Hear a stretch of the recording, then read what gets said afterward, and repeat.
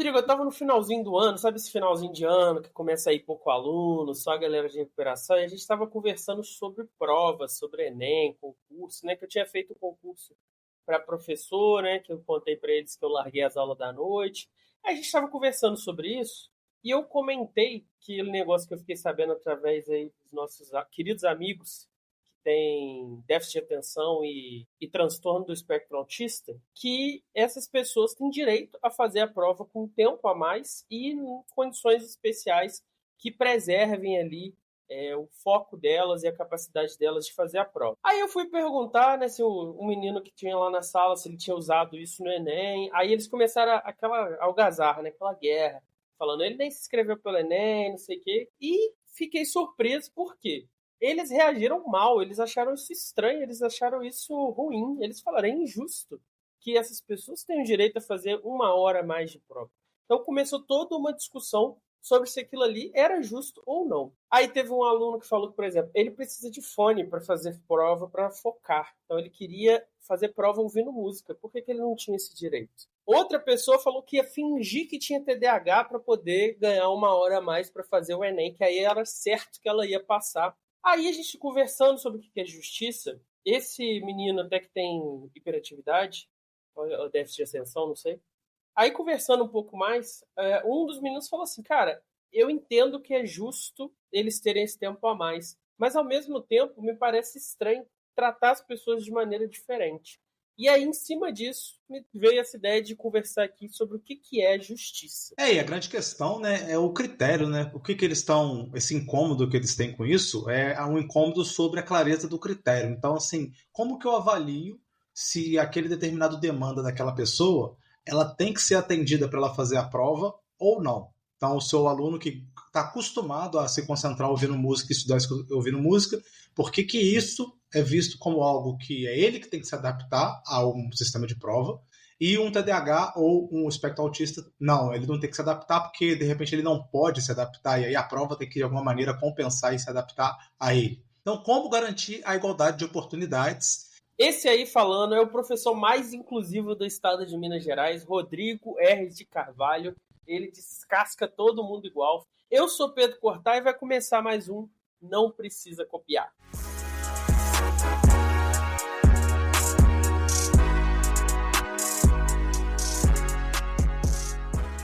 Além desse tema que a gente está tratando, dos vestibulares e dos concursos públicos, né, as leis educacionais, não só do Estado, mas da Federação, elas protegem, né, os alunos que têm algum tipo de necessidade especial, né, uma necessidade educacional especial. E ele desenvolve estratégias para mitigar e para poder permitir a esse aluno, que mesmo com essa dificuldade, que ele possa atingir o seu melhor.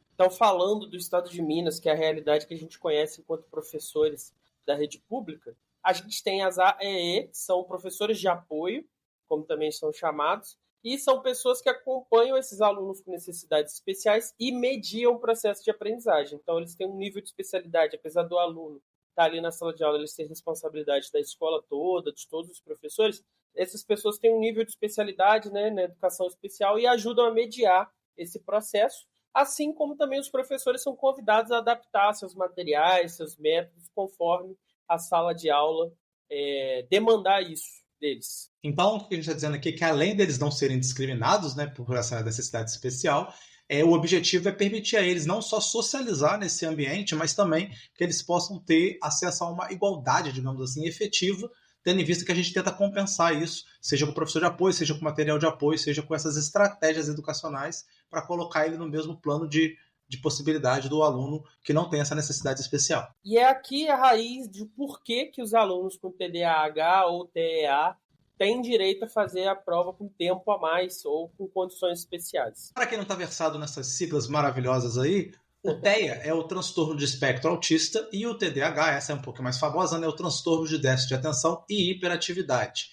E eles apresentam um estilo cognitivo particular. Isso significa dizer que a sua maneira de perceber, aprender e raciocinar vai acontecer de uma forma diferente. É por isso que eles são chamados de neurodivergentes. Uma das consequências disso é que eles podem ter dificuldade de compreender o mundo social, e isso resultar em comportamentos que parecem estranhos às outras pessoas, e causar uma série de problemas para eles. Vejam que a gente falou a palavra pode, porque esse tipo de neurodivergência ela tem uma diversidade, né, um grande leque de níveis e de classes e de características totalmente diferentes. Você pode ter alguém que tem algum nível UTEA e que não, digamos assim, aparece de certa maneira que outra pessoa que tem o mesmo nível desse TEA vai aparecer. Então, características, por exemplo, de alta sensibilidade à luminosidade, pode ter em um, pode não ter no outro. Alta sensibilidade a cheiro, pode ter em um, pode não ter no outro. Então, são características que vão aparecer de maneira meio que aleatória nessa comunidade de neurodivergentes. Até aí, tudo bem. Por quê? Como a sala de aula é uma grande cooperativa, né? Os alunos estão ali juntos com o objetivo de aprender, supostamente. Então, não tem uma discussão, por que eles têm professor de apoio e eu não tenho? Já que os dois estão ali para aprender, muitas vezes o professor de apoio vai estabelecer uma relação com a turma toda, não só com o aluno dele. Então, essa discussão que surgiu aí na introdução não surge na sala de aula. Por outro lado, né, como o Brasil consegue a proeza de não colocar só, acho que 17 de cada 100 alunos do ensino médio na faculdade, você sabia desse número, Pedro? Fiquei chocado com esse número. 17 de cada 100. Então, é impossível você não ver o vestibular como um tipo de competição. Então, de alguma maneira, ele se torna, sim, uma competição, tendo em vista que não são todos que vão se esforçar, que vão conseguir a sua vaga. Sendo uma competição, o aluno não consegue superar a sua intuição inicial de que é justo que as pessoas tenham mais tempo para fazer prova, porque ele se sente lesado, né? Ele sente que ele está numa oposição a essas pessoas, então ele considera que a medida é injusta com o restante dos alunos por causa dessa raiz, já que ele se vê como oposição. E ao final do ensino médio, né, eles vão enfrentar o temerário Enem para poder ingressar numa universidade.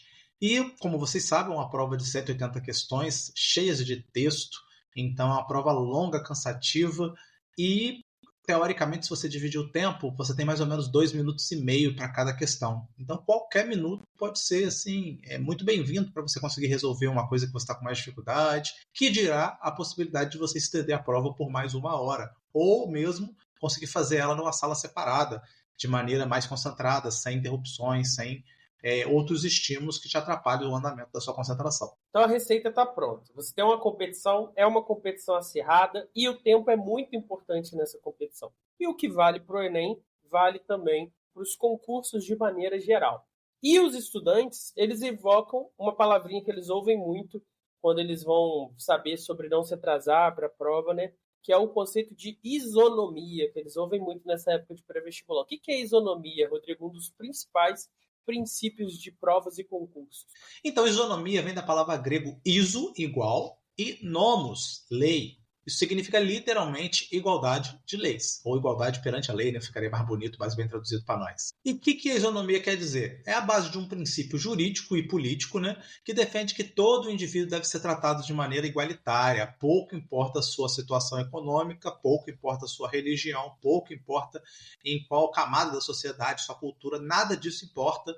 Tudo que importa foi reconhecido como um indivíduo, uma pessoa, um ser humano, ele vai ser tratado do mesmo jeito que qualquer outro ser humano, independente das diferenças eventuais que podem existir entre eles. Então, por exemplo, em Juiz de Fora tem o pismo. Tem algumas religiões que a pessoa não pode fazer atividades mundanas no sábado. E aí tem prova no sábado. Essa pessoa perde o direito de fazer vestibular? Não. Porém, se essa pessoa fizesse outra prova, ou fizesse a prova simplesmente no horário separado, isso ia acarretar um tratamento desigual. Então, o que se oferece a essas pessoas?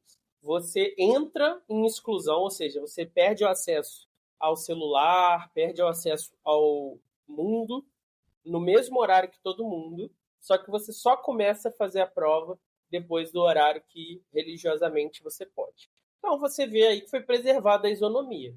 Todas as pessoas tiveram seu tratamento igual, então todo mundo não teve acesso ao mundo exterior, todo mundo não teve acesso à prova, aos gabaritos que os portais de notícias publicam, e todo mundo fez a prova na mesma quantidade de tempo. Por quê? Nesse tempo que a pessoa ficou isolada, ela não pôde estudar mais, ela não pôde consultar um professor, ela não pôde fazer nada diferente. Então isso é isonomia. Todo mundo tem que chegar na mesma hora, não tem isso, eu sou filho do prefeito, posso entrar 15 minutos depois? Não, todo mundo chega na mesma hora, e se chegou depois atrasado do Enem, vira corte no Instagram. Mas aí, Pedro Cortar, alguns críticos vão falar que essas adaptações, essas questões aí estão destruindo, na verdade, a competição, a igualdade de condições de competir.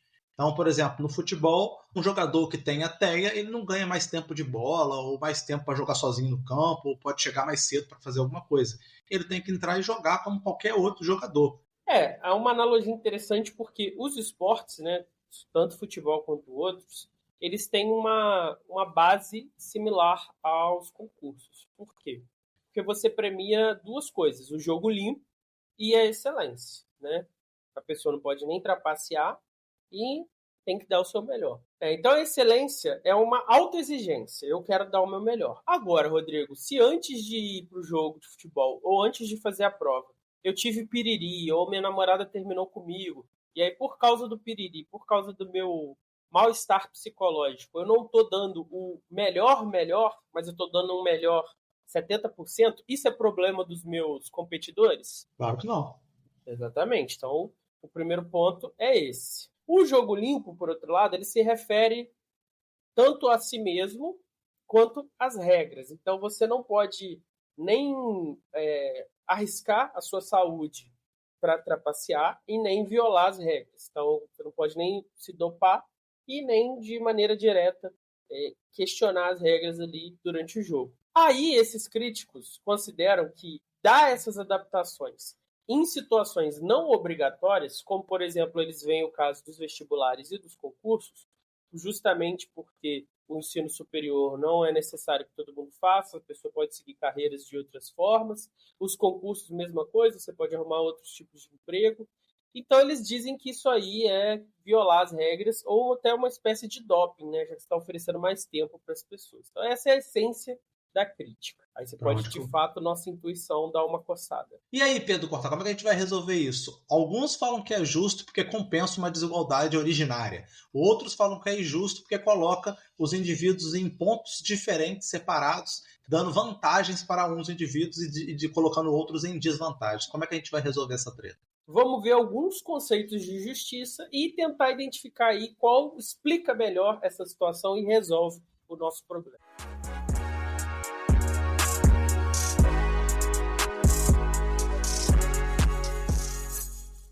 Então, os antigos gregos, eles jamais aprovariam essa vibe aí de medidas para assegurar uma igualdade efetiva. Porque para eles a igualdade é ela em si mesma uma injustiça. A ideia toda aqui é um culto à excelência. Então, só e unicamente a partir das suas capacidades, da sua autoexigência, do seu esforço, é que você vai conquistar honras, méritos e status de verdade. O nome bonito disso daí que o Pedro falou é a meritocracia, claro, entendida aqui no seu sentido grego, né? A meritocracia como a possibilidade de você tirar de si o máximo e tendo em vista que você tira de si o máximo e o outro não tira, essa desigualdade ela é legítima, porque ela vem só do esforço próprio. Só que o termo ele foi atualizado na contemporaneidade pelo sociólogo Michael Young, na obra de 1958, The Rise of Meritocracy.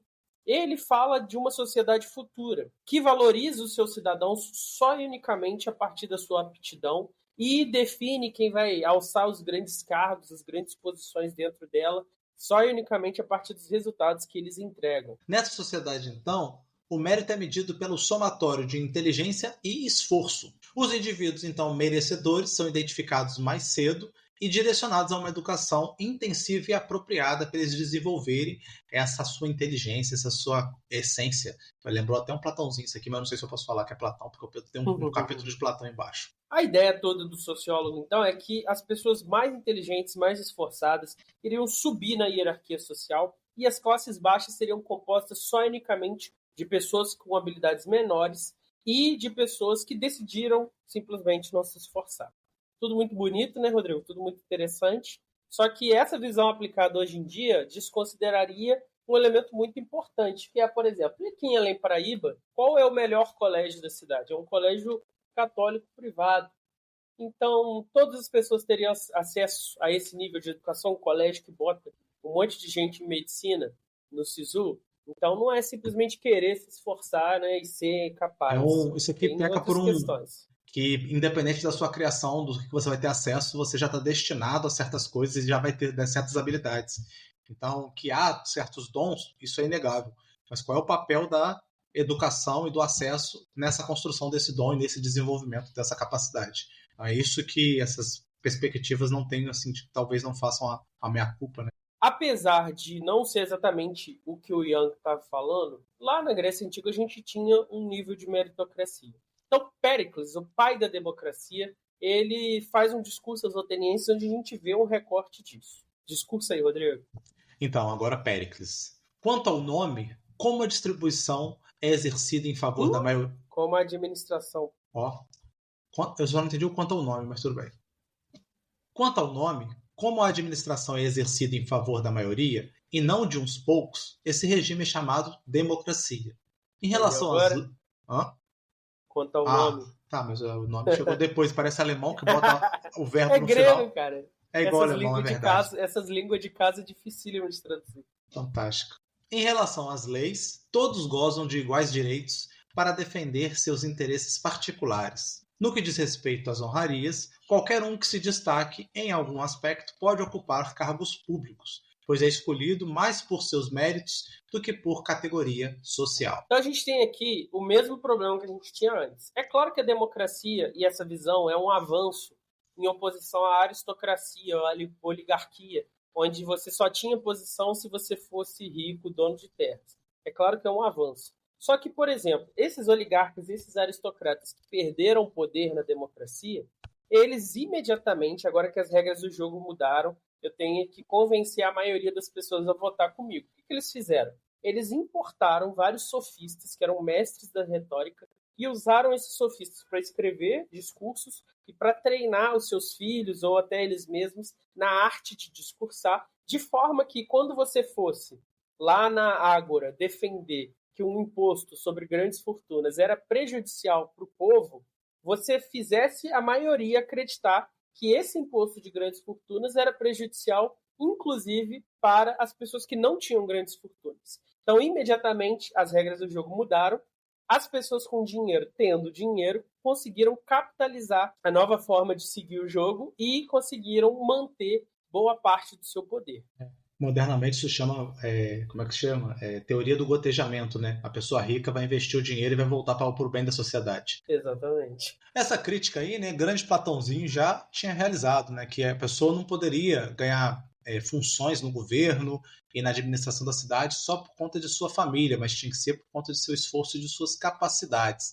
Então, para ele, a justiça ela está diretamente ligada a essa ideia de harmonia e equilíbrio, tanto da sociedade quanto do indivíduo. A justiça, no que diz respeito ao indivíduo, ocorre quando cada parte da alma faz o seu papel. A razão governa, o espírito auxilia e os desejos ficam sob controle. Essa situação de harmonia é o que o Platão chama de alma justa. E o mesmo raciocínio vai se aplicar à sociedade. Então, a justiça na sociedade ela vai ocorrer quando cada uma das classes sociais, e são 3, vai desempenhar as suas funções e seu papel sem interferir nas funções e no papel das outras classes. Então, os governantes governam com sabedoria, os guardiões defendem a sociedade com coragem e os produtores e trabalhadores vão usar de sua moderação para suprir as necessidades da sociedade sem acúmulos exagerados de grana, bufunfa. Então, em resumo, a essência do conceito de justiça é essa. Cada parte desempenha o seu papel.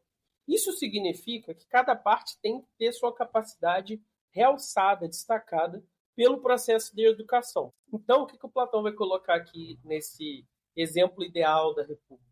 Você vai pegar todos os jovens, independente de quem eles nasceram, e vai oferecer eles a mesma educação. Conforme as suas aptidões forem se desenvolvendo, você vai separando eles nas diferentes classes. Então, conforme o menino for mostrando aptidão para poder produzir, ele vai se tornar um mercador, um fazendeiro, ou então ele vai para ser um dos guardiões, ou então um dos governantes da cidade. A ideia aqui, então, é juntar todo mundo. O filho do governante pode, na próxima geração, ser um fazendeiro, e o filho do fazendeiro pode, na próxima geração, ser um governante. Inclusive, nesse processo educacional, uma coisa revolucionária vai acontecer, porque o Platão vai incluir as mulheres, vejam vocês, que vão demorar um pouquinho, né, da Grécia Antiga para elas começarem a estudar, né, Pedro?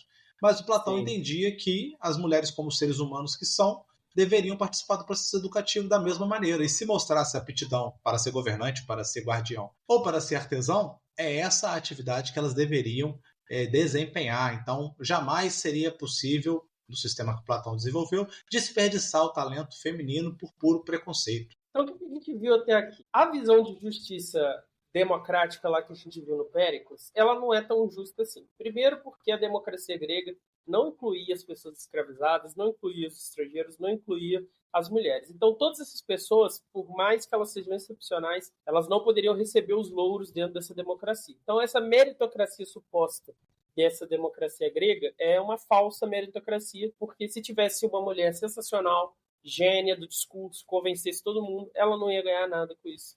Então, é injusto. O próprio conceito de escravidão também aniquila, né, toda a justiça por trás dessa discussão, já que você pode ter, inclusive Platão foi escravo um tempinho, né, apesar de não ter sido em Atenas, você pode ter grandes gênios escravizados, e aí o que você faz com isso? Né? Não é justiça.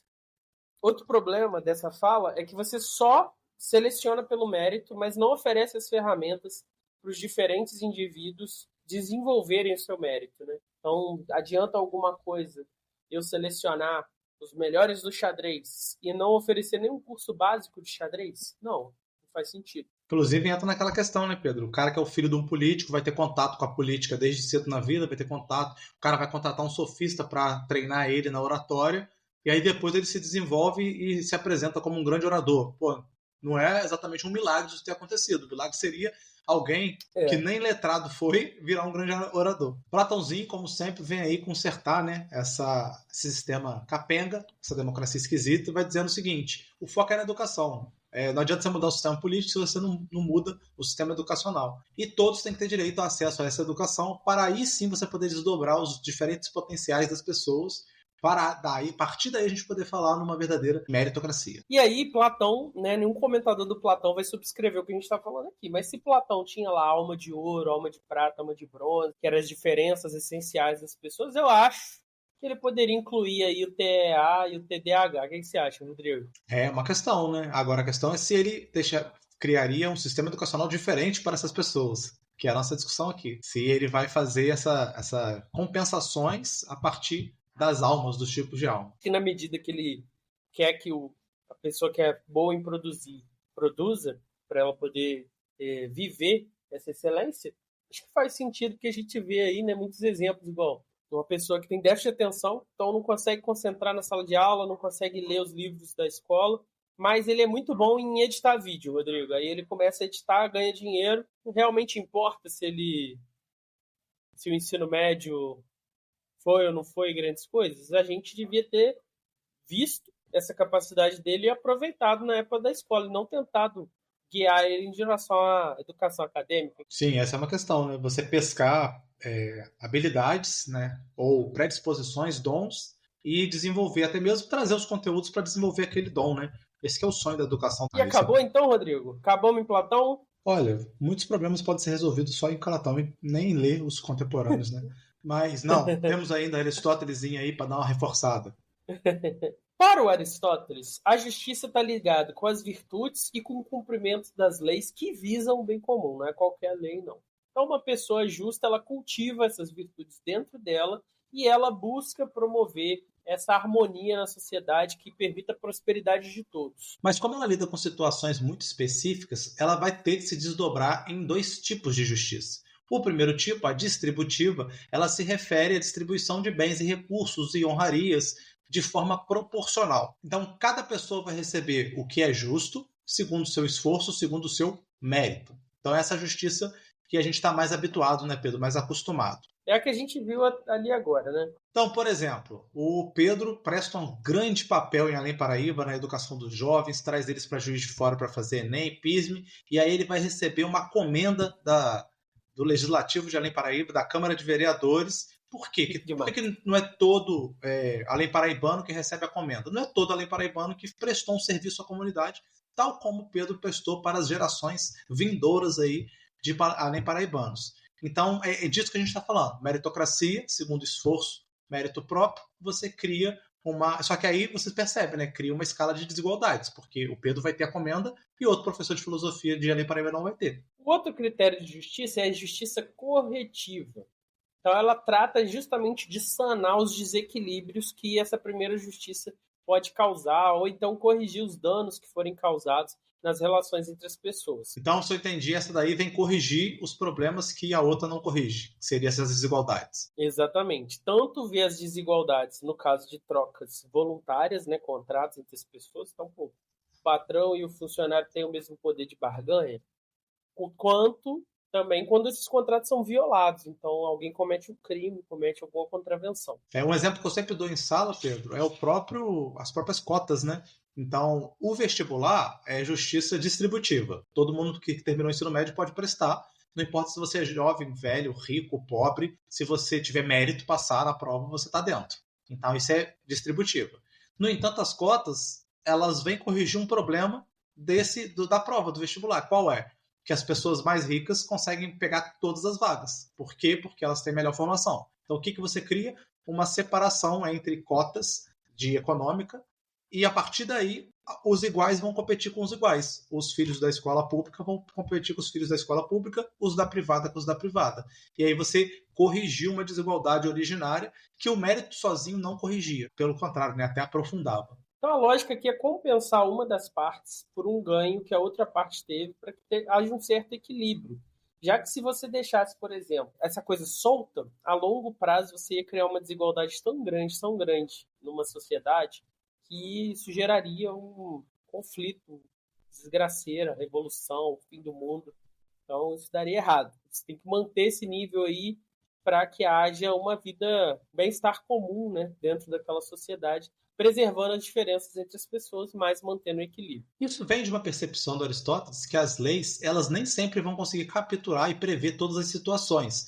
Então você precisa deixar um espaço aí, né, para produzir não uma igualdade, que é isso que a lei tenta garantir, mas uma equidade, epiqueia, que é a aplicação de um julgamento justo que considera as particularidades de cada caso. E aí vai ficando mais claro porque que o Aristóteles a gente foi trazido aqui, né, Pedro, para falar sobre cada caso, teia e o TDAH. Essa equidade, ela corrige umas imperfeições que a lei pode ter, aplicando os princípios de justiça com certa flexibilidade. O que isso significa? Eu tenho uma lei que pune o homicídio, né? Você matar alguém, você vai para a cadeia. Mas aí eu tenho atenuantes. Qual é a atenuante? Eu já vi um caso em Juiz de Fora, por exemplo, que a mulher envenenou o marido, e aí você fala, pô, é proibido matar, a mulher envenenou o marido não morreu, tentativa de homicídio, vai para cadeia. Vamos ver aqui. Ele batia nela, ele abusava dos filhos deles e ele não deixava ela em paz, não deixava ela separar, ameaçava que ia matar a família dela, que ia matar os filhos. Aí isso é um atenuante. A mulher não cometeu o crime, Rodrigo? Ela deixou de ser uma tentativa de homicídio? Não, cometeu. Ela vai ser punida. Mas temos questões atenuantes aí, porque ela era vítima de um abuso maior que levou ela a essa situação, já que ela estava ali com a pressão psicológica, ela estava sob ameaça de que ela achava que se ela simplesmente separasse, ele ia agredir os filhos dela. Então, isso tudo é levado em consideração. Isso mostra aí que a nossa justiça é um pouco epiqueia, né, Rodrigo? Sim. E aí fica claro, né, Pedro, a diferença entre justiça e igualdade, porque as pessoas pensam sempre que são quase que sinônimos, né, amarrados. Então, a justiça é uma coisa, a igualdade é outra coisa. Ainda mais quando a gente lida com conceitos diferentes, tanto de igualdade quanto de justiça. Seja a igualdade diretamente, seja a equidade, seja a justiça distributiva ou justiça, eu conheço como comutativa. Como é que é o nome da sua? São sinônimos, né, na tradução corretiva. Então, a grande palavra aqui, né, como vai ser o normal do Aristóteles, né, a justa medida é a proporcionalidade. Então, a justiça e a igualdade têm que ser fornecidas segundo o mérito, sim, claro, mas também segundo as necessidades. E é aí que vai entrar esses atenuantes que o Pedro chamou a atenção. Aqui a gente já tem uma boa percepção de justiça, né, combinando Platão e Aristóteles, que nos oferece uma resposta para a nossa questão educacional, né, Rodrigo? Uma resposta ou talvez só aumente o problema, né? A gente vê a necessidade de adaptar para essas circunstâncias das necessidades especiais, na medida em que a gente tem que corrigir essas diferenças. Então, acho que aqui a gente tem um bom papel da educação no desenvolvimento das capacidades, que permite uma meritocracia, se você tiver uma educação igual, no sentido de acesso e qualidade, mas essa igualdade efetiva, como a gente chama hoje em dia, mas que o Aristóteles não chamava assim, ela vai ser conquistada na medida que você adaptar esses recursos para corrigir as diferenças. Eu chamei a atenção que isso levanta outros problemas, qual é a dosagem, né, Pedro? Como é que a gente vai colocar o milímetro ali de o quanto mais de tempo eu dou de prova por essa dificuldade, por essa questão, quantas vagas eu destino para a cota tal, quantas eu destino para a cota tal. Então, o Aristóteles resolve o problema de justificar o porquê nós devemos compensar, por que nós devemos ser pautados pelo mérito e pela necessidade. Mas a medida disso, o que seria a justa medida, essa é uma discussão ainda polêmica, né? E fica em aberto. Exatamente. E não paramos aqui. Por quê?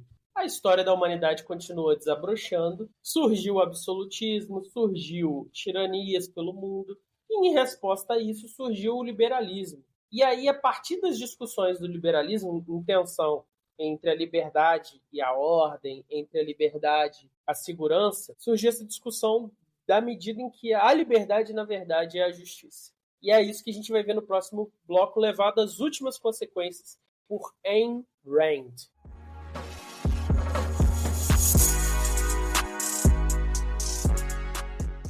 O queridão John Locke, né, o pai do liberalismo, foi um dos autores a defender essa tese fantástica de que a inteligência e o esforço eles podem ser usados para justificar as desigualdades sociais. Na visão liberal, a base de todos os seus outros direitos é a propriedade privada. E a forma com que você adquire propriedades privadas além do seu próprio corpo é o trabalho. E nada é mais meritório do que o próprio ato de trabalhar, né? O trabalho nada mais é do que uma transformação que nós fazemos da natureza através do nosso esforço. E é isso que nos diferencia dos animais. A meritocracia aqui nesse contexto significa você valorizar o esforço de todo o trabalho realizado, na medida em que esse esforço vai dar para você tanto uma satisfação pessoal, você vai se sentir bem por ter realizado esse trabalho, ter feito algo do que você se orgulha, mas também com o progresso da sociedade que é gestado dentro dessa valorização do esforço. O que está sendo dito aqui, então, é que a desigualdade de resultados, não só ela é desejável, como ela também é absolutamente natural. Então, qual é a lógica por trás disso aqui? Se a gente focar em recompensar os melhores professores, os melhores médicos, os melhores profissionais, todo mundo vai se beneficiar, tendo em vista que a excelência será o ponto, né, culminal de organização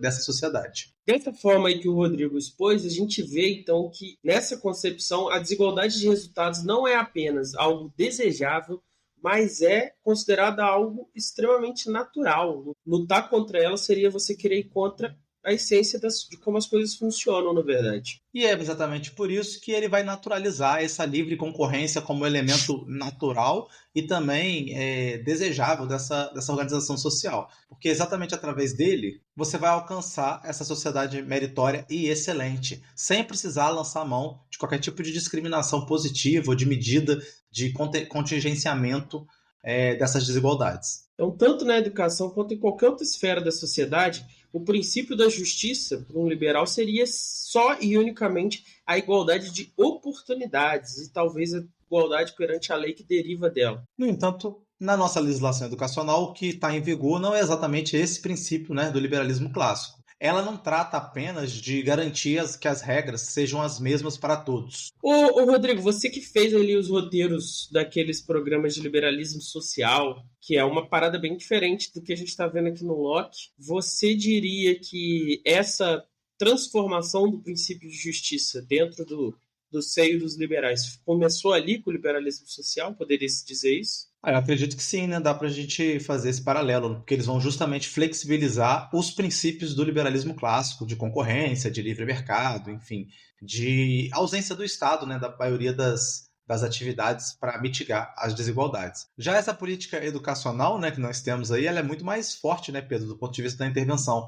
Então, ela contrata professores, ela insere o aluno dentro da sala de aula e dá a ele o direito de estar numa sala com todos os outros. Então, ela cria políticas de compensação de cada uma das dificuldades desse aluno. Então, é um nível de intervenção muito, muito maior do que digamos assim, um liberalismo social fraco. Então, eu acho que ela está mais com um socialismo libertário do que um liberalismo social. Bom, mas a gente não veio falar de liberalismo social. Hoje a gente vai falar de uma figura bem polêmica, que é Ayn Rand, que ela leva esse liberalismo ali, começou ali no tradicional com Locke, às últimas consequências.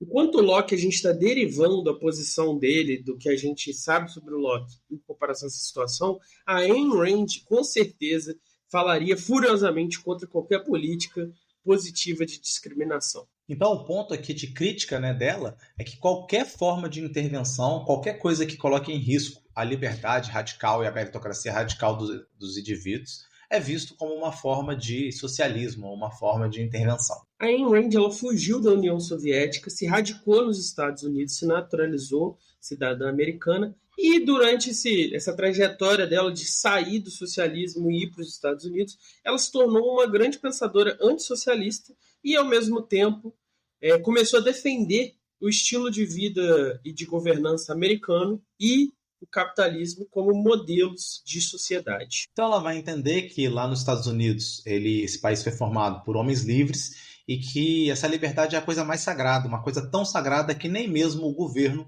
pode ultrapassar e pode tocar nessa liberdade dos indivíduos, independente de boas ou más intenções, que é justamente o ponto aqui, né? Fazer intervenções pontuais para diminuir desigualdade. Então, nem mesmo nesses casos poderia acontecer essa intervenção, porque tocaria no ponto sagrado da liberdade individual. O princípio básico dos liberais em geral é que de boas intenções o inferno está cheio. Então, as supostas, né, boas intenções do Estado, elas podem rapidamente degringolar em tirania, abuso e autoritarismo. Só que no caso da Ayn Rand, até esse discurso de boas intenções, o inferno está cheio, não cola. Para ela, o Estado só tem más intenções.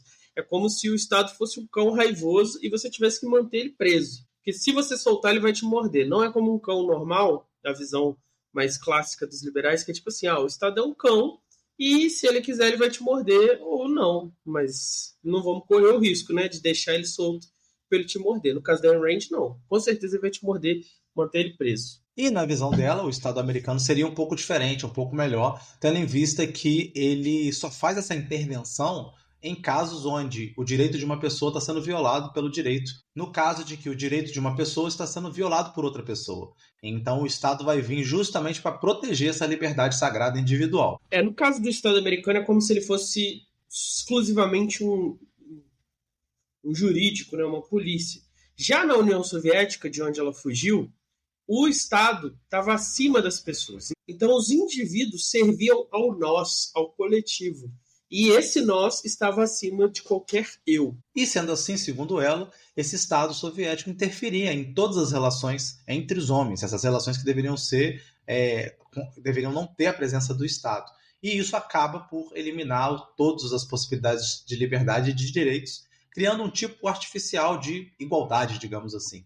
Então, o ponto dela é, esse tipo de Estado, esse tipo de política, ela destrói a meritocracia e a cultura do esforço a partir disso. Então, o controle estatal soviético não é só um controle econômico, então não é simplesmente planificar a economia. Segundo a Ayn Rand, o que os soviéticos queriam era sufocar até o mais íntimo nível de liberdade individual. Então era algo muito mais profundo. Para colocar um exemplo para vocês, então imaginem um fazendeiro que por anos cultivou sua terra e ali desenvolveu as suas capacidades para ter uma terra produtiva, para conseguir extrair o máximo possível de rendimento daquela terra. Um belo dia, o Estado soviético podia chegar, confiscar tudo e transformar num tipo de fazenda coletiva, onde o trabalho deste homem não seria, segundo ela, reconhecido não pelo seu esforço, pela sua dedicação. Imagina, então, um estudante de letras clássicas que quisesse se dedicar a isso, mas fosse obrigado a ir trabalhar como técnico, né, de engenharia, porque o Estado decidiu que era isso que o Estado precisa para se desenvolver. O que é um péssimo exemplo para usar na frente do Rodrigo, porque o Rodrigo é quase partidário disso aí, né, Rodrigo? Quase, tá faltando um pouquinho. Mas, né, letras clássicas. O que a gente vai fazer com letras clássicas? Pedro estudou letras clássicas, tá aí, ó, grego. Usou? Não usou. Então era melhor apertar parafuso. Eu uso todo não precisa copiar, eu uso essa informação. E por que a Rand acreditava que essa igualdade artificial destruía, né, a meritocracia? Porque os trabalhadores altamente produtivos, mais esforçados, ganhavam o mesmo valor do que os não esforçados. Isso mata qualquer tipo de incentivo em você se aplicar para poder se destacar de alguma maneira. Então a pergunta que a Ayn Rand lança é: por que você vai inovar? Por que você vai se esforçar mais se o seu resultado seria o mesmo das outras pessoas. Não faz sentido você querer ir além, querer fazer algo diferente, porque você vai ganhar igual. Então, o que aconteceria? Uma cultura do esforço seria substituída por uma cultura da conformidade, ou seja, você é recompensado por obedecer simplesmente e não por contribuir mais e melhor para a sociedade. Então, em última análise, o que ela está dizendo aqui é que esse tipo de Estado soviético, ele, digamos assim, defende, impõe um tipo de cultura da mediocridade. Então, o potencial humano é totalmente sufocado em nome de um suposto bem coletivo, que na prática, né, serve só para dar mais poder ao próprio Estado. A mente filósofa Ayn Rand também foi romancista, né? E ela escreveu um famoso livro aí no meio libertário chamado A Revolta de Atlas. Ela chamou a sua filosofia, que deriva tanto dessas obras artísticas, e isso tem a ver com a filosofia dela, para vocês entenderem daqui a pouco, quanto dos textos mais filosóficos que ela publicou, ela chamou essa filosofia de objetivismo e desenvolveu uma teoria ética que, para a maioria das pessoas, vai parecer bem polêmico. E o que seria esse objetivismo, né, que a Rand está defendendo? Seria mais ou menos o seguinte: na concepção dela, o ser humano ele é um ser heróico. Isso quer dizer que ele tem que buscar e construir a sua própria felicidade. Então, o propósito moral da vida do ser humano é a sua realização produtiva, como atividade, digamos assim, mais nobre, né, da sua individualidade. E a razão é o único, digamos assim, absoluto que a Ayn Rand aceita e compreende para guiar esse homem para essa felicidade. Então, traduzindo o que o Rodrigo falou, essa filosofia coloca o indivíduo como centro de tudo. Então, a gente vê aqui que o homem tem como princípio moral a busca da própria felicidade de maneira racional, né, dentro dessa racionalidade, e a partir disso é que ele pode decidir o que é melhor, o que é pior. Mas o centro de tudo tem que ser esse indivíduo. Bom, dito isso, né, com esse tipo de ética da felicidade individualista, qual é o modelo econômico compatível com isso? Só pode ser o capitalismo, né? O capitalismo é um modelo que vai dar sustentação a esse tipo de lógica do laissez-faire, ou seja, o mercado livre, sem interferência do Estado, que respeita os direitos da vida, da liberdade e da propriedade. Os seres humanos podem, então, através do seu esforço e do seu mérito, buscar a sua própria felicidade e construir sua própria felicidade. O objetivismo também tem uma epistemologia e ele defende que a realidade é independente e é dada através dos sentidos. Então, não tem esse negócio de consciência transcendental kantiana, não tem esse negócio de racionalismo. O real está aí fora e você pode compreender ele diretamente usando a sua razão, mais mediado pelos sentidos. Resumindo, empirismo vulgar. E olha só também o que ela vai falar sobre a arte, né? A arte teria justamente esse papel de trazer essa metafísica, essas ideias, essas abstrações para um reino concreto, para um reino objetivo, né? Então você poderia transformar algo que não parecia concreto, que não parecia real, como algo que a gente possa ver, ouvir e sentir. Então o papel da arte é trazer essas ideias abstratas para o reino, né, dos sentidos. Apesar da Ayn Rand ser amplamente ignorada pelos círculos filosóficos acadêmicos, ela é relevante, a gente tem que reconhecer isso, na medida em que ela tem um impacto nos movimentos libertários, ANCAPs e até alguns conservadores nos Estados Unidos, né, que é a maior potência do mundo por enquanto, mas também aqui nos círculos brasileiros. Então, segundo ela, a razão, a racionalidade humana é a nossa verdadeira natureza, a nossa verdadeira identidade. Por quê? Porque é ela que nos distingue dos demais animais. Então, exatamente por isso, nós temos que colocar a razão à frente das emoções e dos sentimentos. E é ela que deve ser o nosso guia para determinar o que é o certo, o que é o errado. Usando essa razão acima dos sentimentos para fazer uma análise pura, ética, quais são os princípios que a Ayn Rand alcança? O primeiro deles é o seguinte: nós devemos, quando eu digo nós, eu individualmente, o Rodrigo individualmente, cada um na sua individualidade, não eu, vocês e o nós Rodrigo é uma palavra juntos, perigosa, como um cheira coletivo. socialismo. Exatamente. Nós, nós, cada um na sua individualidade, devemos buscar a nossa sobrevivência. Realmente eu tenho que mudar a forma de dizer isso. Eu devo buscar a minha sobrevivência acima de qualquer outro ser. Então a minha prioridade número 1 é essa, a minha sobrevivência. Tipo The Walking Dead, né? Se para mim, para eu sobreviver, eu preciso matar o outro para roubar a água Exatamente. dele, é isso aí. Exatamente. Para Então, né? sobreviver, você precisa praticar um egoísmo. Só que, no entanto, mesmo que toda a história da filosofia negue o egoísmo como uma virtude, o que ela vai fazer é justamente isso. Ela vai falar que o egoísmo é uma estratégia de sobrevivência dos indivíduos. Então, seria um erro vê-lo como um vício humano, e seria um erro também você achar que é possível para o ser humano colocar a coletividade, o nós do Pedro aí, na frente do eu. Então, isso é um defeito grave que ela vai corrigir, né, nessa perspectiva dela de a busca da liberdade humana e da realização da felicidade humana através do egoísmo. O Hobbes fala do egoísmo como algo natural, lá no estado de natureza, como uma condição natural do ser humano. Eu acho que é o cara que chegou mais perto de falar que o egoísmo é algo ok. Fora isso, a maioria fala mal do egoísmo, né, como uma antiética, assim. Só que aqui a gente não está vendo aquilo que o Hobbes fez, que é falar que o egoísmo é a forma natural de relação do ser humano. Não, a gente está vendo o egoísmo ser colocado como virtude.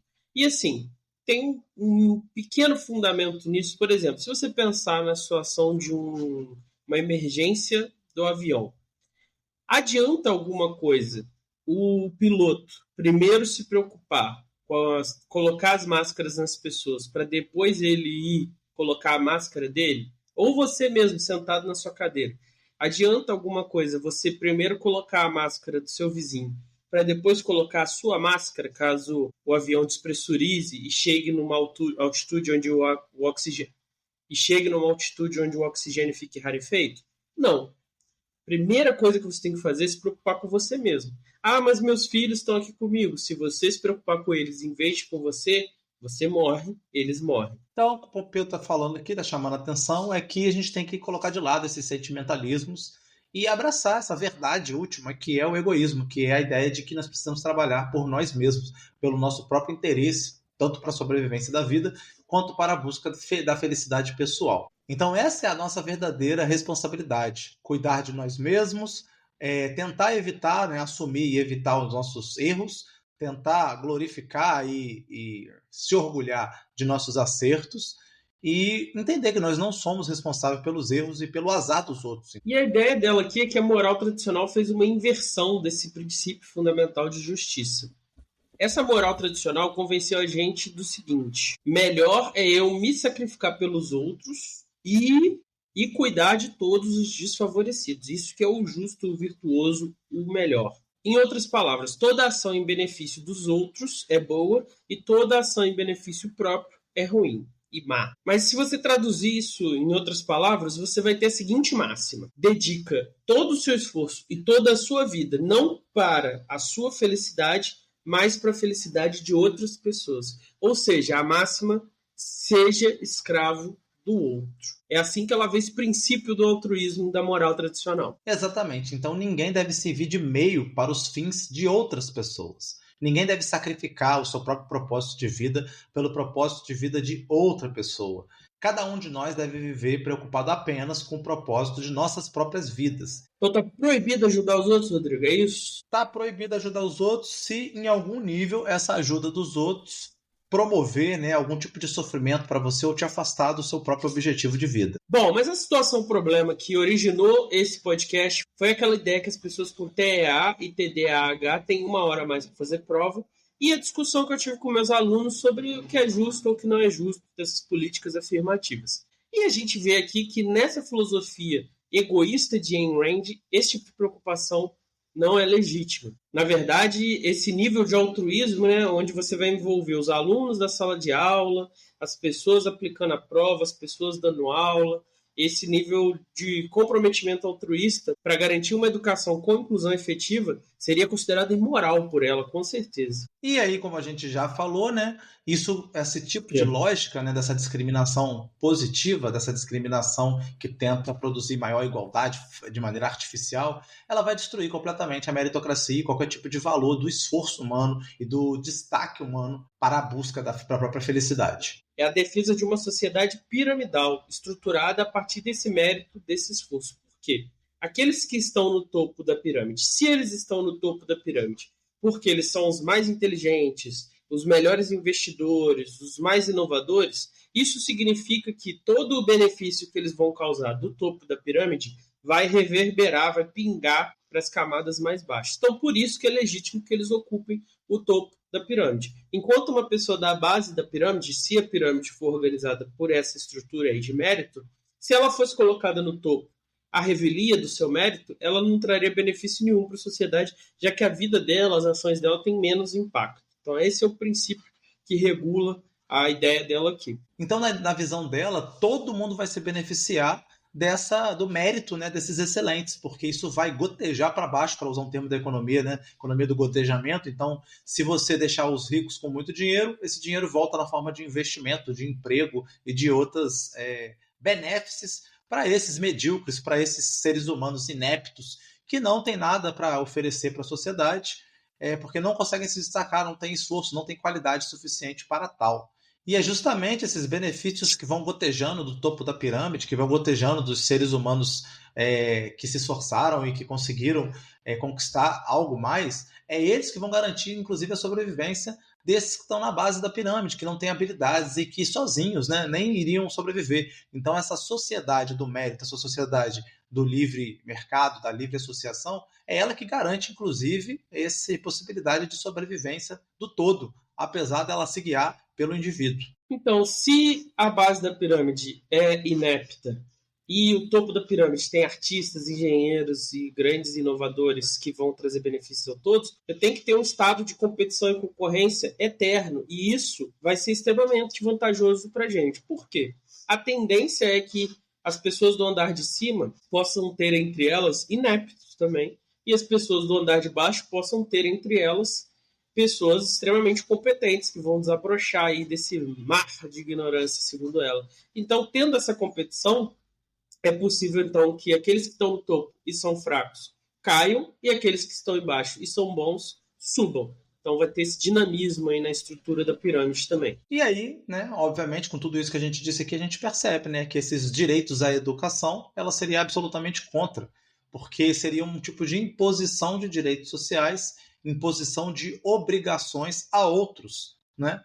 E não essa simples liberdade e possibilidade de cada um lutar por seu lugar ao sol. Então isso vai colidir diretamente com a liberdade e a meritocracia e a concorrência, que são os valores principais que ela está defendendo aqui. Essa igualdade efetiva ela tem um custo altruísta para as outras pessoas que estão ali nesse processo educacional. Então esse direito positivo, que a gente chama, né, que é esse direito para fazer coisas, ele não é reconhecido pela Ayn Rand, ela só reconhece direitos negativos. São os direitos que não geram nenhum tipo de encargo pessoal, laboral, financeiro para ninguém. É o direito de não sofrer interferência na sua vida, desde que você não interfira na vida dos outros. É o único direito que existe para esse tipo de visão. Então, esse direito à igualdade efetiva, para ela, não é um direito, é uma intervenção ilegítima do Estado. E aí, Rodrigo, o que você achou dessa pensadora americana? Então, vomitante, né? Eu tive dificuldade de ler esse roteiro, porque são coisas assim que colidem, né, com a essência do meu ser, assim, absurdamente. Mas vamos a alguns comentários rápidos. Primeira coisa é essa caricatura do socialismo como o lugar onde todo mundo ganha igual. Você tem uma horda de vagabundos, 4 que trabalham direito, e todo mundo ganha a mesma coisa. Então, assim, onde foi que isso existiu, assim? Que socialismo é esse, onde todo mundo ganhou igual, assim? Eu acho que nada parecido com isso nunca existiu. Agora, a coisa diferente é dizer que não vai ter um abismo remuneratório entre pessoas. Isso é uma outra coisa. Isso de fato, foi o que foi buscado.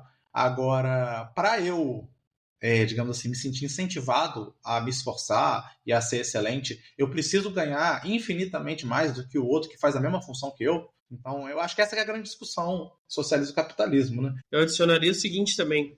Às vezes eu discuto isso com os meus alunos. Eu falo, cara, o pedreiro ele ganha mais do que eu, com certeza. Pelo menos os pedreiros aqui da cidade estão cobrando bem mais do que eu e com uma quantidade de volume de obra muito maior. Só que ele tem coisas que eu não tenho e eu tenho coisas que ele não tem. Então, por exemplo, esse pedreiro ele não tem férias. Como ele é um autônomo, ele trabalha e ele só tem férias não recebendo, porque ele não está trabalhando. Ele também tem um esforço físico muito maior do que eu. Então, mesmo que a gente recebesse igual, trabalhasse as mesmas horas, o meu esforço é de outra natureza, que eu prefiro. Então, veja só, mesmo que a gente recebesse igual nesse socialismo da Ayn Rand, eu tenho certeza que o cara que não tem interesse nenhum em trabalhar limpando o terreno para plantar, ia falar assim, nossa, eu posso ser professor na escola e trabalhar as mesmas horas e ganhar a mesma coisa que ele, mas fazer isso com uma coisa que eu gosto. Eu gosto de letras clássicas. Então eu vou ficar ensinando literatura, latim e grego. Caraca, que maneiro. Prefiro isso, né? Não ela Então descreve você igual, está não faria dizendo que o sentido para você socialismo sem ia querer. produzir mais liberdade. Não seria melhor? Eu acho que faria sentido, mesmo que fosse assim. Não é, eu concordo com você que nunca foi assim. É uma caricatura mesmo. Mas, mesmo que fosse, se o cara, por exemplo, ele não tem interesse nenhum em estudar filosofia, ele gosta de mexer com coisas mecânicas, e aí ele faz ali um curso técnico e começa a trabalhar com eletricista na cidade. Ele ia adorar que o trabalho dele não obriga ele a fazer outras coisas, e sim aquilo ali. E Acho fora que que é ninguém ia esquisito, ter um mas salário sobre-humano ou ia viver em situação sobre-humana, a não ser que todo mundo vivesse. E aí é uma questão que o país não conseguiu desenvolver estruturas produtivas suficientes para dar uma satisfação, digamos assim, uma vida satisfatória para sua população. Mas aí não seria mais justo, então, que ninguém tivesse, se o país não conseguiu isso, o país tem que galgar esse tipo de coisa. Um outro ponto que eu acho importante também é essa ideia de uma sociedade 100% egoísta. Então, não sei se a Ayn Rand ela foi filha de chocadeira, ela não teve mãe, não teve pai. Mas, assim, quando você cria uma criança, é impossível você ter uma vida egoísta. Então, assim, que tipo de estrutura social é essa? De estrutura de família, de estrutura de relações entre indivíduos, que você tem que ser 100% egoísta, porque isso significa liberdade e satisfação. Então, assim, isso é irreal, isso é insano. O Humberto sempre lembrava de uma coisa que eu achava sensacional, que ele falava, cara, que tipo de egoísmo é esse que a pessoa entra no financiamento de uma casa que ela vai ficar a vida inteira pagando, 40 anos pagando. Essa casa não é para ela, porque é a mesma coisa do aluguel. Ela vai pagar essa casa por 40 anos. Essa casa é para as gerações posteriores. Então é um ato, não é um ato egoísta, o ato de adquirir patrimônio. É um ato também de generosidade com as gerações futuras. O que guiou a sua mãe, que trabalhou 2, 3 turnos para botar você na escola privada, para botar você no Juiz de Fora estudando? Que ato egoísta foi esse? Então, assim, isso me parece que ela, como Nietzsche, né? Ela está desejando aí surgir um novo ser humano, mas ela não está olhando para o ser humano que existe.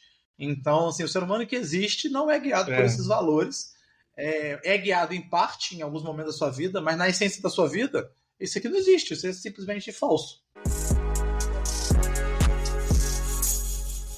Eu não sei se vocês sabem, né, mas John Rawls foi um dos caras que mais criticou essa ideia de meritocracia por achar ela uma forma injusta. O Rawls serviu no exército americano em missões de inteligência, até que o bombardeio de Hiroshima e Nagasaki levou ele a abandonar sua carreira militar. Abandonando essa carreira, ele se dedicou, né, ao estudo da filosofia, a dar aulas de filosofia em Harvard. E em 1971, ele produz a sua bomba atômica também, né, que é o seu livro chamado Uma Teoria da Justiça. Segundo Rawls, assim como o valor de uma teoria é a verdade, o valor da norma é a justiça. Se nós temos uma teoria elegante, muito bem aprumada, assim, mas que não é verdadeira, a gente tem que descartar ela. Da mesma forma, se você tem uma norma muito bem feita, muito bem articulada, mas que não gera justiça, a gente tem que descartar ela. Mas como é que a gente pode saber que uma norma é justa? Afinal, esse é o nosso problema aqui que a gente está discutindo nesse episódio, né? Para solucionar questões como, por exemplo, o problema que surgiu lá no começo desses programas sobre justiça, que é por que uma pessoa com TDAH ou TEA tem 1 hora a mais para fazer uma prova e isso não é injusto? O Rawls lança a mão de um experimento mental, que é uma forma de argumentar, onde você imagina uma situação hipotética que deixa os contrastes de um determinado conceito mais claro. Então fica melhor para você ver se um conceito presta ou não. E o experimento mental do Rawls é o véu da ignorância. E aí, em que consiste esse experimento mental? Ele vai montar um cenário contratualista, onde as pessoas vão tentar decidir ali quais são os princípios de justiça que elas devem aplicar. Então você imagina que nesse debate tem todo mundo do mundo, inclusive Jones Manuel e Elon Musk. Será que o Elon Musk, de alguma forma, concordaria com o princípio de justiça que o Jones Manuel concordaria, dados os backgrounds de cada um? Acho que não, né? Acho que eles nunca concordariam sendo o Jones Manuel e o Elon Musk o Elon Musk. O que o Pedro está querendo dizer aqui é que, em geral, as pessoas não discutem justiça, essa justiça em si, que os filósofos estão procurando, mas sim como realizar seus próprios interesses, justificá-los diante, né, da coletividade. Então, se você é um bilionário dos Estados Unidos, você vai achar injusto que seus produtos sejam tarifados quando eles entrarem no mercado em desenvolvimento do Brasil. Você vai achar injusto que aumentem os impostos sobre as grandes fortunas. Ao mesmo tempo, se você for um educador popular, você vai achar super justo que taxem os mais ricos para criar serviços públicos de maior qualidade, ou então para poder subsidiar o desenvolvimento do seu país. Um exemplo magnífico disso é que quando as pessoas vão mudando sua condição econômica, elas mudam também seu conceito de justiça. Então, um exemplo prático nosso aqui, né, Pedro? Todo quinto dia útil do mês a gente recebe o contra-cheque e olha aquele desconto na folha do imposto de renda e o nosso esquerdismo dá uma rachada forte quando a gente olha aquele desconto de R$1.000 de imposto de renda e fica até deprimido com isso. Se a gente aceitar isso aí que o Rodrigo falou como um fato, né? Você vai mudar de classe, você muda o que é a justiça, isso é um relativismo. E o relativismo é contraditório em si, então a gente não pode aceitar ele. Então, qual que é a ideia do John Ross? Para a gente debater a questão dos impostos sobre grandes fortunas, a gente teria que debater sem saber se nós somos ou não bilionários. Então você teria que apagar a memória do Jones Manuel, do Elon Musk, e colocar eles para debater isso sem eles saberem o quanto eles têm no portfólio deles. Então, por exemplo, Rodrigo, minha mãe ela tinha uma prática muito inteligente para resolver as disputas entre irmãos, que é basicamente o que o Ross está falando aqui. Se a gente comprasse juntos uma torta holandesa e eu te desse a faca e o pratinho com a torta e falasse assim, Rodrigo, você vai cortar e você vai decidir qual é o seu pedaço e qual é o meu pedaço. Provavelmente você ia te dar o maior pedaço, não ia, Rodrigo? Pensando no seu interesse próprio. Agora, se a proposta fosse o contrário, se eu falasse assim, Rodrigo, eu vou te dar a torta aqui na mão e a faca, você vai dividir, mas eu vou escolher o meu pedaço. Como é que você ia cortar o bolo? Absolutamente igualmente. Exatamente. Você não iria querer correr o risco de você cortar um pouco maior e eu ir lá e pegar esse pedaço. Essa é a ideia do Ross. Se você tiver essa dinâmica de cortar sem saber quem vai receber o quê, você vai tentar ser o mais justo possível. Genial, muito bom. Não sei como a gente aplicaria isso numa reforma do imposto de renda, né? Mas gostei da ideia. Vamos chegar lá. Em cima dessa situação hipotética, ele vai gerar alguns princípios de justiça, e aí, quando você fosse debater a reforma do imposto de renda, se você tivesse essa visão de justiça, você aplicaria os princípios. Então, você poderia saber que você é o Elon Musk e ser, ao mesmo tempo, objetivamente a favor da justiça. Essa aqui é a ideia, entendeu? Entendi. Então, voltando ao nosso experimento mental. Então, rebutamos, né, a mente de todo mundo. Ninguém tem mais posição social, ninguém tem mais interesses a defender. Então, nessa posição, digamos assim, originária. E vão discutir qual é o princípio de justiça adequado a ser aplicado nessa sociedade que vai se organizar a partir desse princípio. Então, como todo mundo na posição original, a única coisa que resta a cada um de nós é negociar a partir de um certo egoísmo. Então, eu vou pensar no meu benefício próprio. Só que eu não sei se eu vou ser rico, se eu vou ser pobre, eu não sei nada disso. Eu só sei que eu preciso me favorecer de alguma forma. Então, vejam só que doideira. O egoísmo, nesse caso, ele tem um papel positivo. Por quê? Querendo o melhor para mim, mas não sabendo minha posição nessa sociedade, eu não vou arriscar o meu futuro. E não arriscando o meu futuro, eu não arrisco o futuro de ninguém. Esse que vai ser o ponto sensacional, que é um egoísmo produtivo, né? Diferente daquele da Ayn Rand, né? Exatamente. Então, imagina o seguinte, Rodrigo. Se você está assistindo isso, você vai ver aqui na tela a tabela agora. Imagina que você está lá nesse conselho aí da posição original, escolhendo construir 2 países. No primeiro país, tem 3 classes, a classe A, a classe B e a classe C. A classe A ganha $50 mil por ano. A classe B, $15 mil por ano. A classe C, $2 mil por ano. Se você for desse país e for da classe A, você vai ganhar isso tudo. Se você ganhar da classe C, você vai ser miserável. No país 2, a gente tem as 3 classes novamente, só que a classe A ganha um pouco menos, ganha $30 mil, a classe B ganha $10 mil e a classe C ganha $5 mil. Então ela ganha um pouco melhor. Sob o véu da ignorância, qual você escolheria, Rodrigo? Sem saber em qual dessas classes você ia entrar quando o país fosse instituído. O país 2, né? Porque mesmo que eu fosse da pior classe possível, eu ganharia o dobro do que eu ganharia no país 1. Exatamente. Inclusive, eu quero propor o país 3 aí, ó, que a gente bota 20 mil para A, 15 mil para B e 10 mil para C. É melhor ainda. Exatamente. Então, sem saber qual é o seu gênero, qual é a sua condição econômica, qual é a sua etnia, sua capacidade intelectual, quais doenças congênitas você tem, sem saber nada disso, você tende a escolher o país onde essas condições são melhores para o maior número de pessoas, já que você não pode arriscar escolher que a classe A seja mais favorecida e nascer na classe C. Então, segundo o egoísmo, você ia pensar a pior coisa possível que pode acontecer com você, que nesse caso do exemplo do Pedro, seria cair na classe C. E aí, baseado nisso, você ia, amparado por esse véu da ignorância, garantir que os acordos livres sejam imparciais e justos. Então, segundo Ross, saindo do hipotético e agora tentando formular os princípios de justiça, sob o véu da ignorância, todos nós concordaríamos com 2 princípios de justiça. Quais são eles? Qual é o primeiro princípio, Rodrigo? O primeiro princípio, então, é que todos os seres humanos devem ter acesso, devem ter possibilidade de o direito a sistema de liberdades total. O mais amplo possível, claro, respeitando sempre aquele princípio liberal, né, de não invadir a liberdade do outro. Então, esse é o primeiro princípio. Então, imagina o seguinte, uma escola tem uma quadra e essa quadra pode ser usada pelos times da escola para treinar, certo? Então, a gente tem um grupo que quer treinar futebol e outro grupo que quer treinar basquete. No caso dessa escola, o futebol já tem uma tradição, já ganhou vários prêmios no Geng, né? Começou as inscrições do Geng aí, né, Rodrigo? Já o basquete não, como não é cultural do Brasil, é um time mais fraco, então ele não tem nenhum prêmio, não tem nenhuma relevância. Se o diretor, pensando nos prêmios que o esporte e futebol ganhou, der a quadra só para o time de futebol treinar, ele estaria impedindo o grupo de basquete de usar essa quadra. Ou seja, ele estaria quebrando o equilíbrio das liberdades. Então não importa se a direção ela quer as glórias, se ela quer o dom, ela quer colocar a sua escola, digamos assim, na boca do povo, porque conquistou todas as vitórias desse time de futebol. Pelo princípio da igualdade das liberdades, todos os times da escola deveriam ter acesso à quadra. Exato. Então, além desse sistema de equilíbrios de liberdades, o segundo princípio é que as desigualdades são bem-vindas, desde que elas cumpram 2 requisitos. Qual que é o primeiro requisito, Rodrigo? O primeiro requisito é o requisito que o pessoal da direita odeia e que nós da esquerda amamos.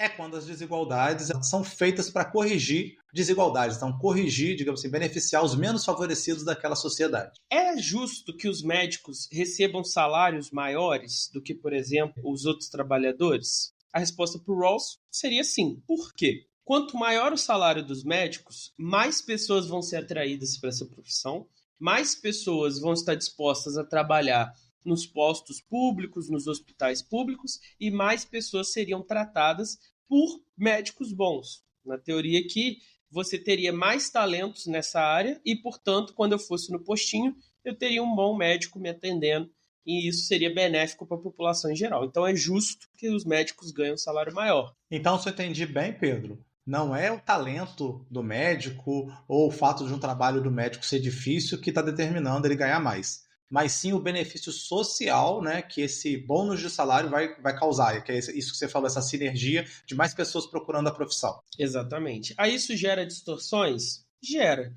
Só que é o preço que você paga por ter esse potencial de gerar um benefício social. Segundo lugar, é uma outra questão extremamente polêmica, né, que envolve a meritocracia. Então, você só pode ter desigualdades num universo onde as oportunidades são as mesmas. Então, os indivíduos partem do mesmo ponto e a desigualdade foi gerada única e exclusivamente por talento, por esforço. Então, aqui, a ideia é a seguinte: todo mundo tem o potencial de acessar um determinado cargo ou posição.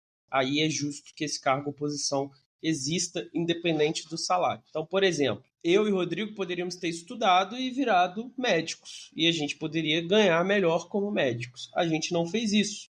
E aqui estamos nós, resmungando para vocês e pedindo apoio para o nosso podcastzinho de filosofia. Mas a gente poderia ter feito isso. Então, é justo que os médicos ganhem mais, porque você sabia lá atrás que os médicos ganhavam melhor, Rodrigo? Sabia. E mesmo assim você não foi atrás disso. Então, é justo, porque a posição está acessível. Então, o critério é basicamente esse. Então, concurso público, um concurso militar, são todas possibilidades acessíveis a todos os brasileiros. Tendo isso em vista, aqueles que passam no concurso são meritórios, né? Têm o mérito de ter passado, porque se esforçaram para isso. E não é um cargo de, digamos assim, de descendência hereditária, como, por exemplo, ser príncipe. Então, a comparação minha com o príncipe, eu não tenho uma possibilidade, como eu tinha de ser médico, de virar príncipe, a não ser que eu fosse filho do rei. Então, esse vai ser o critério que ele vai estabelecer. Só que aí o ouvinte deve estar, esses caras tão loucos. Eles começaram o programa falando que o Rawls é contra a meritocracia e agora eles estão dizendo que o Rawls defende a meritocracia. Que loucura é essa? Ó, o problema aqui são dois conceitozinhos da filosofia que é necessário e suficiente. A meritocracia, que o Rawls critica, é por quê? Porque a igualdade de oportunidades é condição necessária para a justiça. Não é condição suficiente. Explica a diferença aí para o ouvinte, Rodrigo. Vou explicar falando sobre minha aula agora de Sócrates. Estou dando curso de ética para o terceiro ano e o primeiro autor que eu trabalho é Sócrates. E aí eu falo lá do paradoxo da ética socrática. Denúncia, Robel Zema. Ética é do segundo ano, segundo o plano de curso do currículo de referência de Minas Gerais. Professor aí descumpriu o currículo. Professor tem liberdade de cátedra de decidir. Atenção, Igor Alvarenga. Atenção, Secretaria de Educação, denúncia. Fantástico. Quando o Igor for lá reclamar do meu currículo, a gente conversa. Até lá, eu escolho o que é o mais preparado, os alunos são mais preparados para qual conteúdo. Não, a gente vai... Mas aqui, só para deixar claro para a audiência, a gente não cumpre o plano de referência porque não muda de um ano para o outro. Num ano, segundo ano da ética, aí no ano seguinte, terceiro ano da ética, no ano seguinte, primeiro ano da ética, aí o menino tem ética. É loucura. Inclusive, eu quero dizer o seguinte, que esse ano veio bem melhor, né, Pedro? Não tem nenhum bimestre de loucura. Né? Não, tem um bimestre de loucura. Tem? Qual Mas... depois eu te falo no off, porque eu não quero me expor aqui. Entendi. Dessa vez eu fiquei surpreso, porque eu sempre critico muito. Dessa vez eu abri e estava realmente... Assim, tem problemas, assim, qual que é a dificuldade? Tem bimestre que você vê a história da filosofia inteira. Isso é ridículo. Eu tenho 7 aulas, 5 aulas, então isso é ridículo. Mas assim, ele pelo menos não fugiu tanto do foco filosofia. Então, necessário e suficiente. Estou dando a minha aulinha de ética, ética de socrática, e na ética socrática tem uma parada fantástica chamada paradoxo da ética socrática, que é justamente o elemento que a gente vai usar para explicar o que é o necessário e o que é o suficiente. O que pensa Sócrates?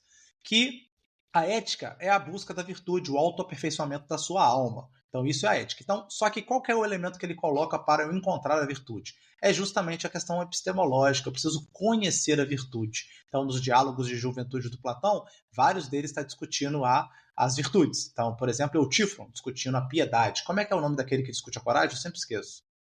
É o Lax. Não é. Sim. Não é Lax. É outro nome. Lax eu nem conheço. Não conheço Lax. Não é Lax. É um que parece o nome do outro. É Fedro. Deve ser o Fedro. Não. Lax. É um diálogo socrático de autoria de Platão. Seus participantes apresentam definições concorrentes sobre o conceito de coragem. Lax, caralho, não tem na minha memória esse nome. Mas enfim. Cara, especialista em Platão aqui. O maior do Brasil. E você quer bater boca comigo. Justo. Onde que eu tava? E falei E aí ele identifica, né? E aí nesses diálogos do Platão, né, desse do coragem, que é o Lax, ele vai tentar chegar a um conceito do que seria a coragem. Então, qual é o pressuposto básico do Platão? Que eu conhecer a virtude é condição necessária e suficiente. Porque para ele, uma vez que eu saiba o que é a coragem, eu não serei nunca mais covarde. Então, eu só sou covarde por ignorância, desconhecimento do que seria a coragem. Eu só não sou piedoso por ignorância e por desconhecimento do que seria a piedade. Então, conhecimento é virtude. Ele identifica essas duas coisas. E identificando essas duas coisas, ele torna o conhecimento condição necessária e suficiente para a ética, para o comportamento ético. Então, é basicamente essa o paradoxo da ética socrática, que vai ser quebrado ali por Platão e por todos que vierem depois, que eles vão falar, olha, concordo, Sócrates, é condição necessária saber o que é virtude, mas não é condição suficiente. Eu posso saber o que é o ato corajoso e não querer praticá-lo, ou não praticá-lo por algum outro motivo. Então, por que o Rawls está falando aqui de condição necessária e suficiente? Igualdade de oportunidade simplesmente não é suficiente, é só necessário. Então, imagina o seguinte exemplo. Existe uma sociedade que lá nos 18 anos o jovem faz uma prova e isso decide se ele vai ter um emprego de nível superior, com mais direitos, um emprego de nível super superior, que ele vai ter um grande salário e muita liberdade, ou um emprego básico, sem alta remuneração, com muitas horas de trabalho e poucos direitos. Só que, no início da vida, lá quando o bebê nasce, é feita uma loteria.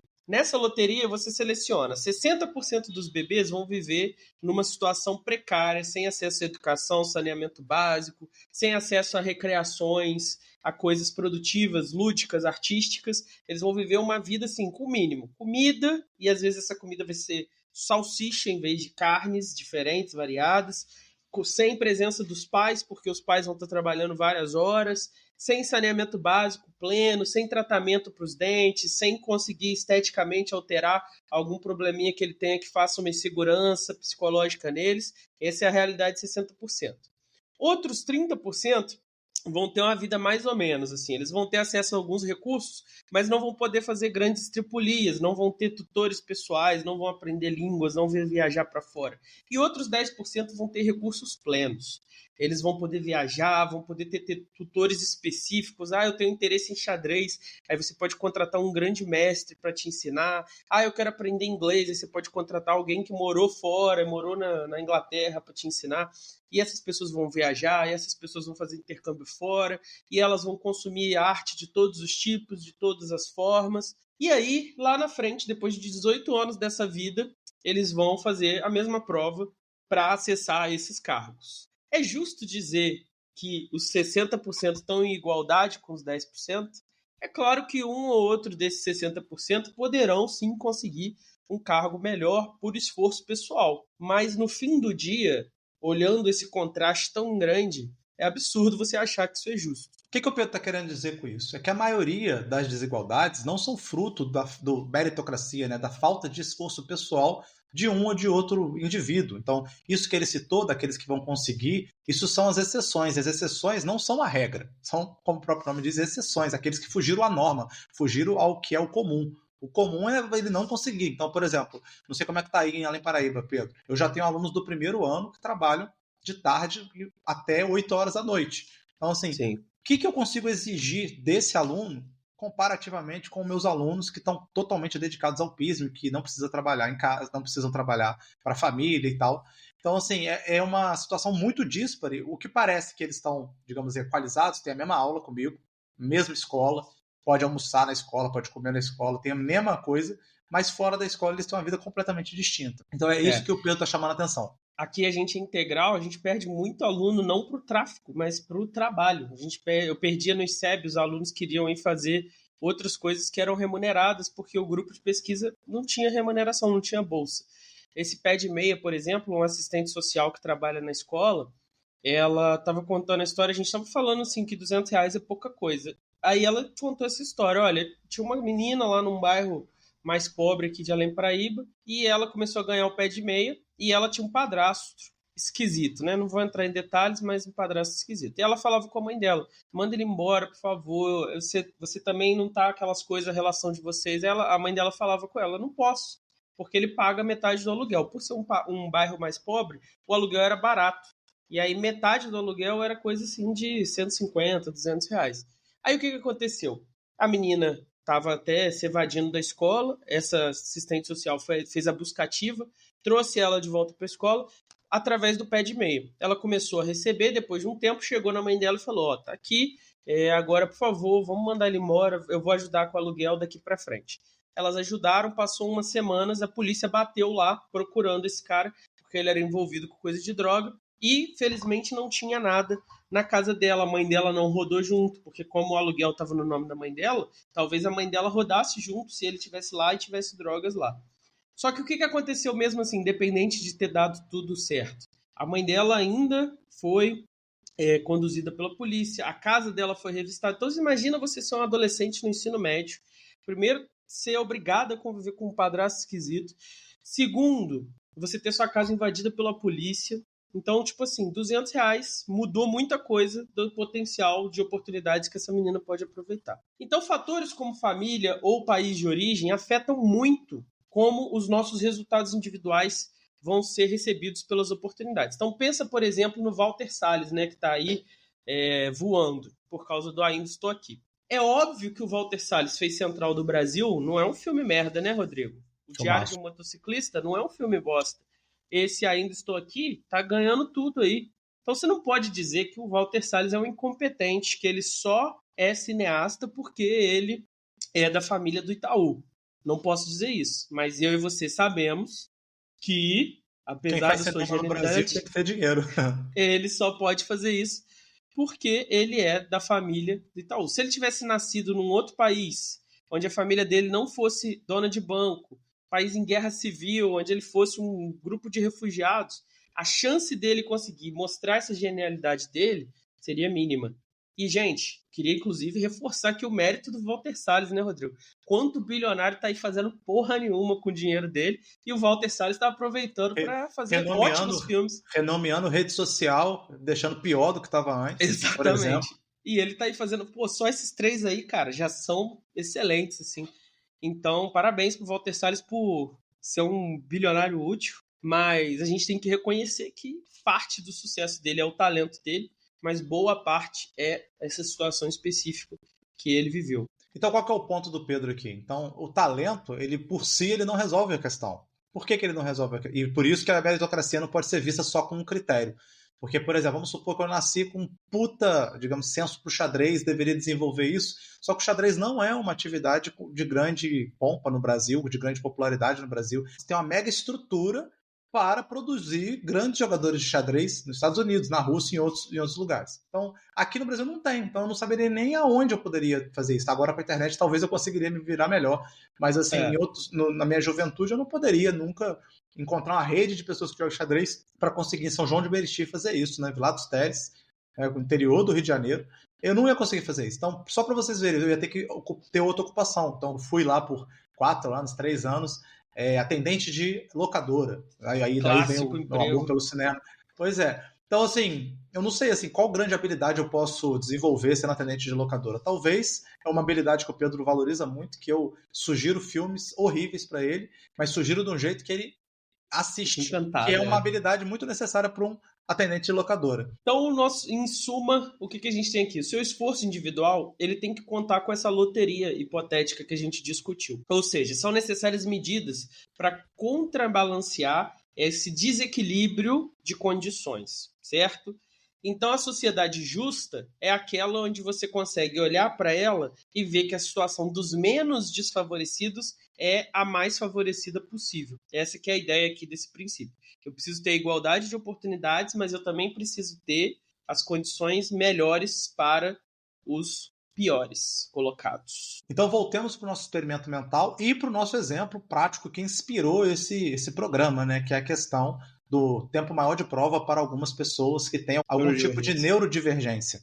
Os meus alunos foram contra porque o raciocínio deles era o seguinte: eu não tenho nenhuma neurodivergência, logo é injusto que a outra pessoa receba 1 hora a mais para fazer prova e eu não. Como é que isso funcionaria no véu da ignorância, Rodrigo?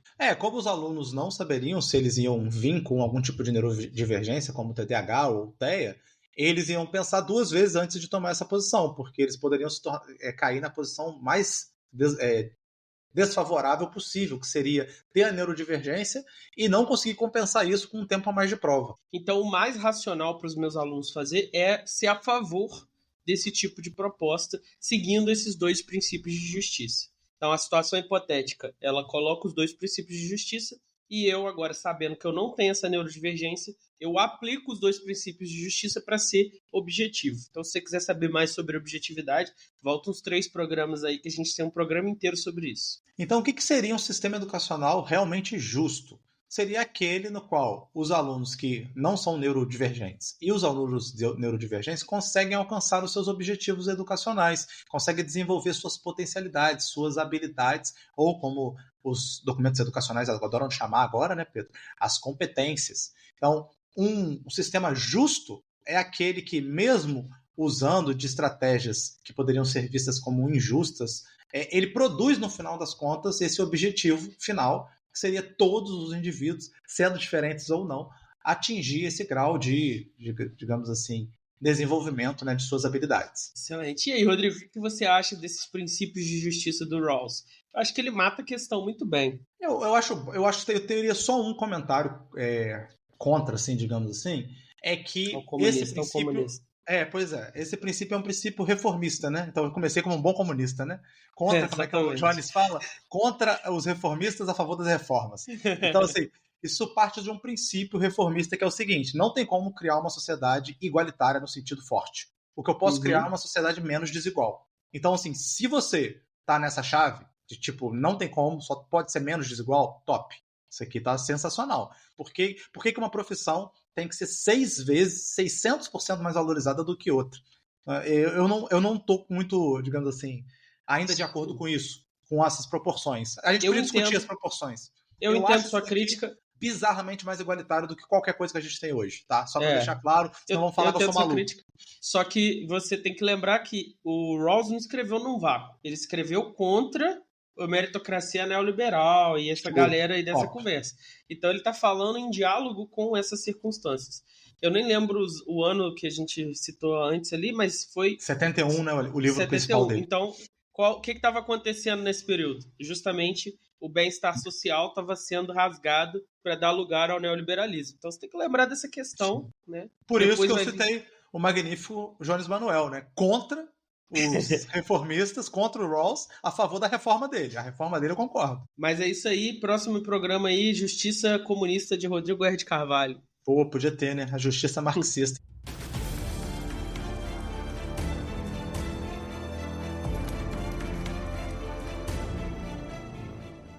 Indicações. Pedro Cortá, qual é a indicação deste magnífico vídeo aqui? O que você usou de magnífico para a gente discutir? E o que poderia expandir esse problema fundamental da justiça? Para começar, você não tem desculpa. Na antiguidade dá para ler ainda. Os caras contemporâneos, alguns são difíceis de ler. Por isso você pode falar assim, não, esse negócio aí eu só vou ouvir, eu não preciso copiar. Aqui, nesse momento de justiça da antiguidade, não tem isso. Então você pode pegar para ler a Ética Nicômaco e a República de Platão. Lê descompromissadamente. Tem pedra de toque, Rodrigo, desses aí. Pode ouvir um pedra de toque acompanhando. E dá uma lida que você vai aprofundar sobre essas questões. Tem também um magnífico filme, né, Escritores da Liberdade, que vai discutir muito essa questão da meritocracia, né, Pedro? Que, quer dizer, eles estão naquela situação só porque eles querem, não estão. É também possível superar todas essas dificuldades. Esse filme discute muito isso. Outro também que tangencia essa questão é a famosa peça de Shakespeare, Mercador de Veneza, mas também o Alto da Compadecida, versão filme, que rouba ali aquela cena da tira de couro, e discute essa questão assim, da justiça da letra versus a justiça do espírito, né? A aplicação das regras e como ser justiça é uma pegada interessante para aprofundar essa questão. O que mais, Rodrigo? É uma indicação que eu não indico, que é a Revolta de Atlas, né? Da Anne. Não é Anne. Ayn Rand. Da Ayn Rand, que achei uma merda, né? Mas se você quiser, é isso aí. Você pode ler. Um filme famoso, né? Chamado Wall Street, lá dos anos 80, onde ele tem a seguinte máxima, né? A ganância é boa. Esse aí, você já vê o espírito da coisa.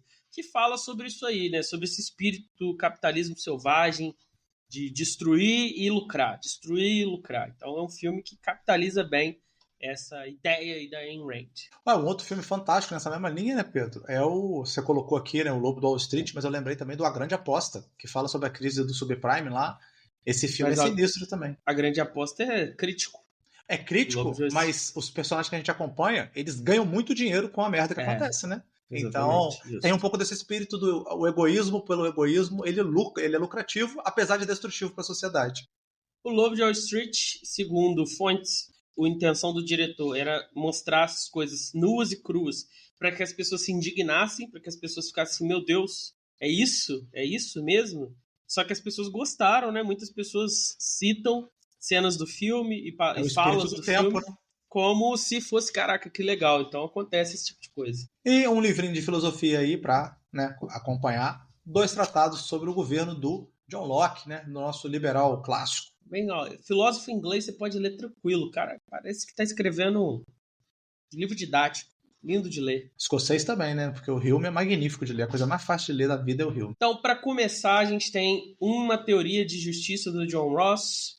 Pode ler também, porque é um texto que revolucionou a filosofia, o direito. O ganhador do Oscar, Parasita, filme aí revoltante, fantástico, extraordinário, para a gente discutir um pouco essa questão da desigualdade de condições e da meritocracia. Se você é uma pessoa mais exorbitante, né, fantástica, quiser ver um filme assim complicado, né, com grande estrela brasileira Wagner Moura, você pode ver Elysium de 2013, que fala sobre isso, essa impossibilidade de acessar uma oportunidade, e isso está no espírito aqui do Rawls. Tem uma série nacional também, 3%, que eu não Uhum. sei como. Eu tenho uma relação ambígua com essa série, mas é uma série que está discutindo diretamente isso, né? Eu acho boa a série, eu acho ruim, não. O negócio de série, cara, é o seguinte: essas séries americanas que a gente gosta, tirando uns exemplos que são assim, ouro, a maioria delas é mal atuada e mal escrita e mal feita, igual essas que a gente fica criticando aqui no Brasil. Só que como a nossa língua nativa não é o inglês, a gente não percebe. Aí quando a gente vê uma série brasileira que é mais ou menos, a gente acha que é uma merda. Mas a americana era tão ruim quanto, só que a gente achou boa porque não era a nossa língua. Temos o magnífico filme Filadélfia, dos anos 90, né, com o grande Denzel Washington, de advogado homofóbico, que está defendendo um réu, né, que foi demitido por ter, né, ficado doente, né, por ter contraído AIDS e ficado doente. E aí, mesmo sendo homofóbico, o Denzel vai fazer essa defesa e a gente vai discutir um pouco essa questão, né, de você separar a posição de onde você está do critério, nesse caso, né, do que é o justo. Exatamente. Que leva ao nosso última indicação, O Sol é para Todos, que é tanto um livro da Harper Lee quanto um filme, e conta a história também de um advogado que defende um homem negro que é acusado. E aí você está numa cidadezinha do sul dos Estados Unidos, segregação, preconceito, racismo, e as pessoas não entendem por que esse cara está defendendo esse sujeito, sabe? Claramente é culpado, claramente ele, além de ser culpado pelo crime que eles acham que ele é culpado de outra coisa, né? Que ele nasceu de uma etnia diferente e as pessoas não entendem e para ele é muito claro que uma coisa é uma coisa, outra coisa é outra coisa, né? Justiça.